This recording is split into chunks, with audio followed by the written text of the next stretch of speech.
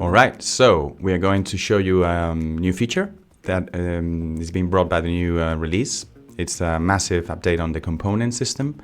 So here I have a button that I want to change. I don't like this component. I want to switch it perhaps from tertiary to primary. So let's do that. Really love how the color works for this component. So I go to my right side panel, click on the buttons option, and of course Penpot already understands that I want to navigate through the buttons category. And here you can see the tertiary and the options that I have. This is a flex component, by the way. So yeah, let's click and swap instantly to this new design component. Voila.